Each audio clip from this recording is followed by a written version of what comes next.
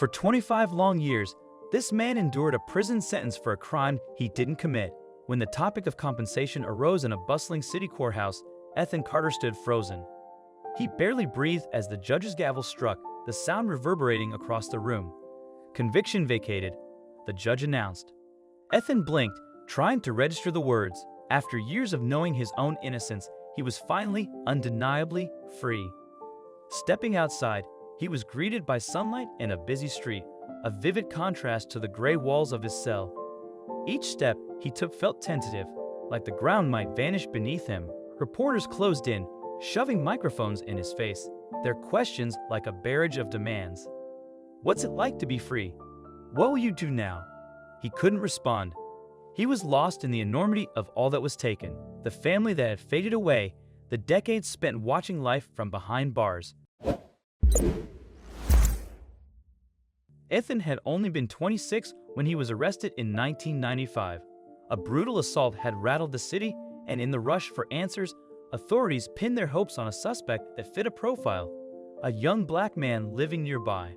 Witnesses contradicted each other, and evidence was slim, but to the jury, Ethan's face was enough. Despite a rock-solid alibi, he was convicted on flimsy evidence and unreliable testimony. His pleas of innocence fell on deaf ears.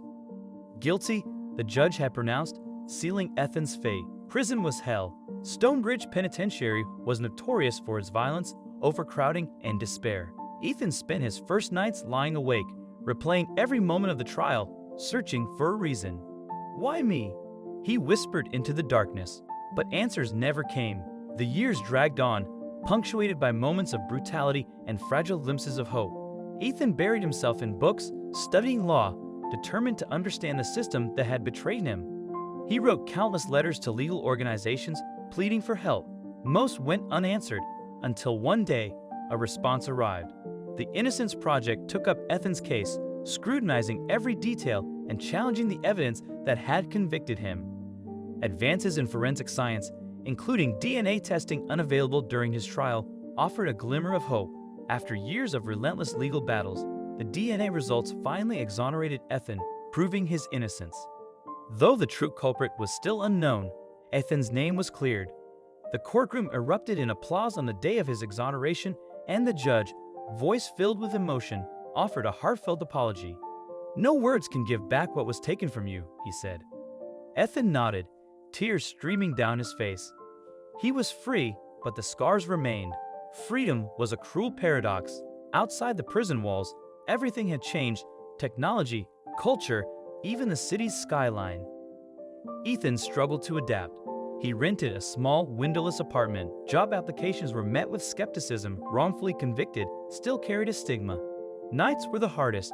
He often woke in a cold sweat, haunted by memories of confinement. Then came the state's offer: compensation for his wrongful conviction. The amount was substantial by many measures, but Ethan saw it as a cold transaction, an attempt to put a price on his lost years. He declined. When reporters pressed him, he explained, "No amount of money can buy back my life. I want change, not charity."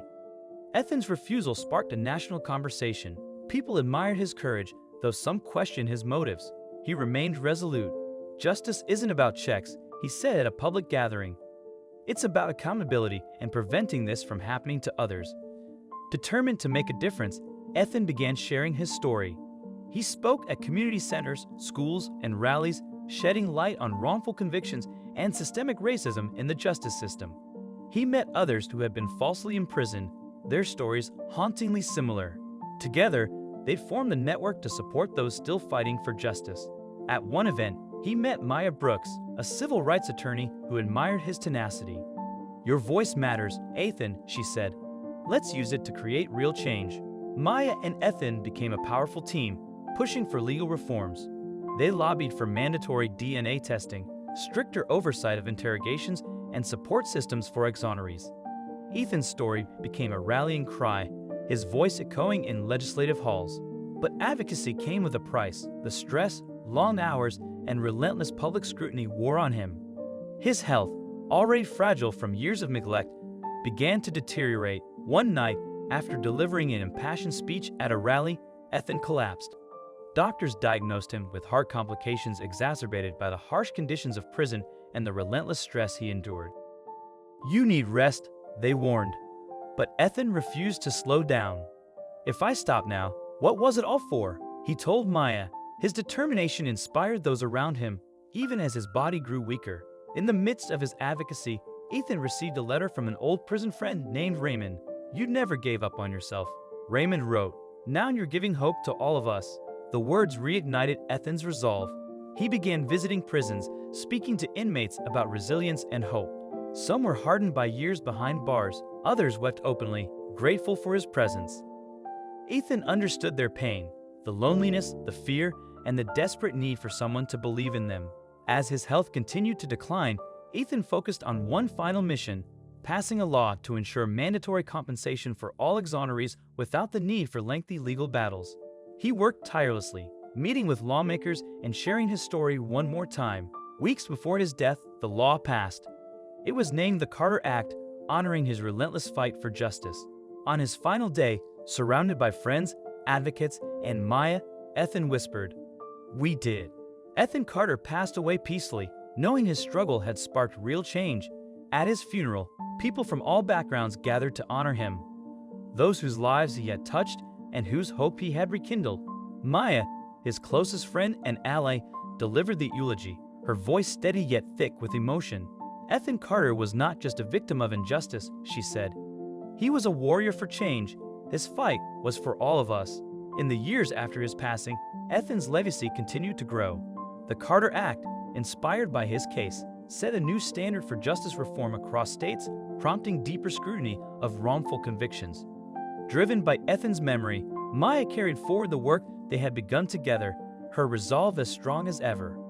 His story became a symbol of resilience, reminding everyone that even in the darkest of times, hope and justice can prevail. Ethan Carter spent 25 years wrongfully imprisoned for a crime he never committed. Yet he transformed his pain into a powerful force for good, seeking not vengeance, but justice and compassion. His mission was to ensure that no one else would suffer as he had. Ethan's legacy lives on in the lives he touched, the laws he helped to change, and the hope he inspired. His story offers profound lessons in resilience, justice, and the human spirit's ability to turn pain into purpose. Emerging from his ordeal without bitterness, Ethan instead showed an unyielding determination to fight for change. He believed that true justice wasn't about compensation or apologies, but about reform, accountability, and protecting others from similar fates. Ethan's refusal of financial compensation underscored his conviction that some losses, years spent and opportunities stolen, could never be bought back. Instead, he sought systemic reforms that would prevent future injustices. His story reminds us of the power of resilience and the importance of refusing to be solely defined by our circumstances. Despite unimaginable losses, Ethan chose to fight for a higher purpose, inspiring countless individuals and leaving a legacy that shields future generations from wrongful convictions. His journey showed the strength of the human spirit, even when tested to its limits.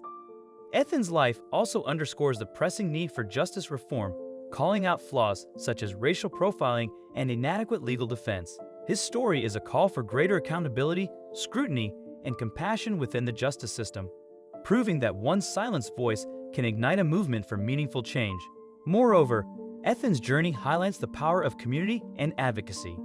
His partnership with Maya and the support of other exonerees demonstrated how collective action can amplify a single voice. Together, they fought for reforms that protect others, showing that even the most difficult battles can be won through unity, persistence, and compassion. Ethan's legacy is a lasting testament to hope, justice, and the power of meaningful change. It inspires us to stand up for what's right, amplify the voices of the unheard, and strive to secure justice for all. What do you think about Ethan's journey and his choice to prioritize systemic change over personal compensation? Have you ever witnessed or been part of a fight for justice that inspired you? Let us know in the comments section. Thank you.